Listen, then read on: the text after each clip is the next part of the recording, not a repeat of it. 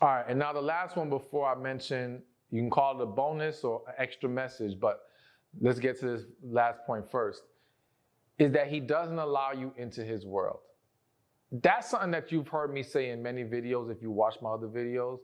But bottom line is, I always say, when a man is not serious about you, when a man's not that into you, when a man is trying to be casual, most men, because there's always exceptions to every rule, but most men are trying to not allow you to get too deep into their world. Whether that be his friends won't meet you, his family won't know anything about you, whether that be even going out and being seen with you, whether that be not talking to you about the different things he has going on in his life.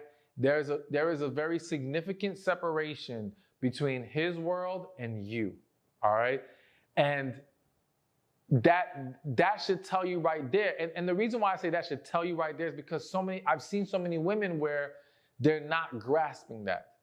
They're not accepting that reality. They see the disconnect. They see the detachment, but it's like you're trying to rationalize why he would do this, but maybe he just needs time. Maybe he'll come around. And it's like, no. And again, I'm never going to say never, but in the vast majority of cases, you don't see a man go from keeping this woman so detached from his world while he continues to deal with her, and then all of a sudden immerses her into his world, unless it's just to appease the woman. Or it's like, yeah, maybe he decided finally that I'm going to give this a shot, but that still means he's not that into you. A man coming to the conclusion that, well, since you're around and maybe I'm ready to settle down, so I'm going to pick you, that's not a good position to be in as a woman. That doesn't speak to him genuinely being into you, and that situation is doomed to fail. So you don't want that to be the case. You got to recognize if you got to fight hard to be in this man's life, then he doesn't need to be in yours. All right? You of course, address it, but if it's not corrected, nah, there's nothing to do here. We just got to keep it moving because, again, he's just not that into you. All right, so I said I had an extra message for you, and here's what it is.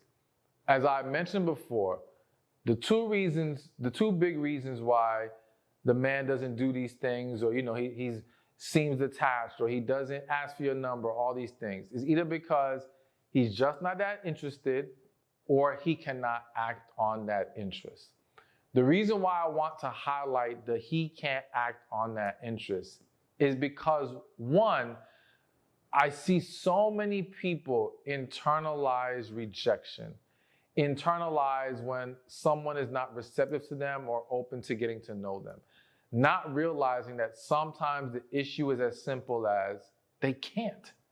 They can't. I mean, there's various reasons. Whether they just don't like you, they're not attracted to you, or they're with someone else, we've got to understand that we won't always know the answer.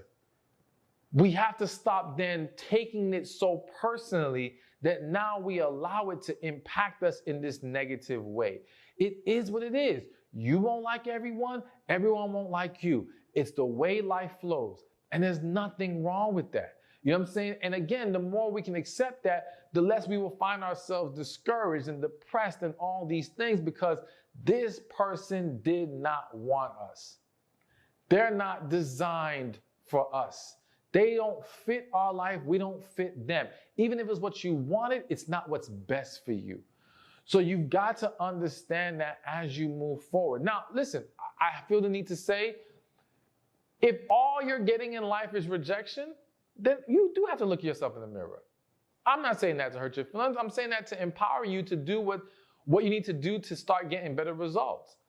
But we don't internalize it in a way that now we look poorly upon ourselves, or we walk in this negative energy.